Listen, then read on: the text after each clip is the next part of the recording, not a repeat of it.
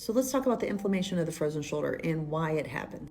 Previous studies have identified increased myofibroblast differentiation and proliferation, immune cell influx, and dysregulated cytokine production as being the chemical cellular ickiness of frozen shoulder. Now, the fibroblast that causes frozen shoulder and Dupuytren's contracture is a myofibroblast, which, just so you know, connective tissue can contract because of the myofibroblast. Also, connective tissue transfers pain to your brain faster than your nervous system, believe it or not. Your connective tissue is a whole system-wide network.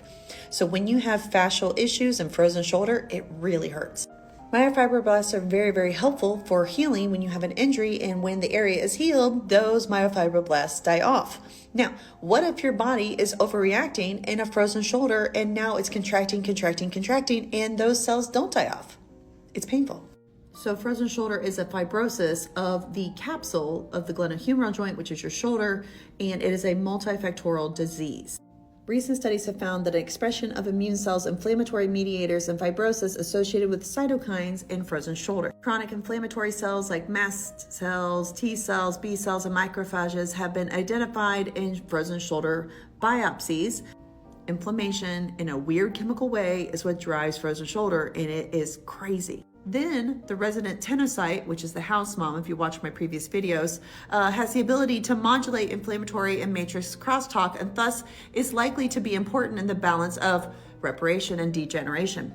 So when the tenocyte goes wrong, everything goes wonky. I would also say if the fibroblast is stretched, it will also become funky, because if it's not building the right way, it makes a mess. It's like the toddler. Pathological shoulder capsule tissue has demonstrated a myofibroblast differentiation and a proliferation in dense types 1 and 3 collagen matrix. As you know, type 1 is more sturdier, type 3 is a loose matrix, type 3 is what is originally made and should be remodeled to a type 1. And so when there is an imbalance there, there's a problem. Capsular fibrosis and contracture have been suggested to stiffen the shoulder capsule and restrict the range of motion, specifically external rotation, flexion, and similar to other fibrotic diseases such as Dupuytren's contracture or Dupuytren's disease. Both frozen shoulder and Dupuytren's disease is a myofibroblast cytokine problem. Fibroblasts are primarily responsible for the synthesis and remodeling of the extracellular matrix, and therefore tissue remodeling and repair. Keep in mind, if the extracellular matrix doesn't have enough of its volume, isn't quite right, the collagen will have increased cross-linking, which means it's not going to pull right, and poof, we have problems. Increasingly, activation or impaired fibroblast function has been associated with chronic inflammatory diseases such as RA and soft tissue diseases such as tendinopathy. RA is very, very much a cytokine storm within the joint. Rheumatic pain is exquisitely painful for a joint because of the chemical inflammation within.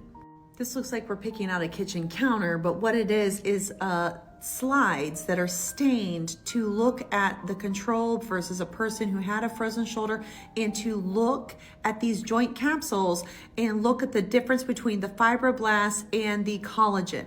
Notice this is a little bit more clean and this is more busy. So what you were looking at on the right was more densely packed collagen fibers and more fibroblasts, and that was the frozen shoulder. So of course it's tight and bound down.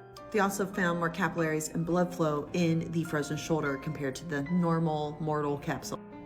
So when the fibroblasts overreact and there is an overexpression, there's too many fibroblasts, those activation markers are going to lead to secreting more inflammatory proteins and more cytokine storm within the joint. And it is a very chemically painful thing. So frozen shoulder isn't just your run-of-the-mill tendinitis. And this is why what is happening at the cellular level matters, because unless you address that, frozen shoulder will not go away through normal exercise like tendinitis. Why frozen shoulder is so difficult to treat, because it is a chemical underlying issue, not just a mechanical issue that is a majority of orthopedic injuries. Now, secondary frozen shoulder has both, but primary frozen shoulder needs you to deal with the underlying inflammatory issues that is happening.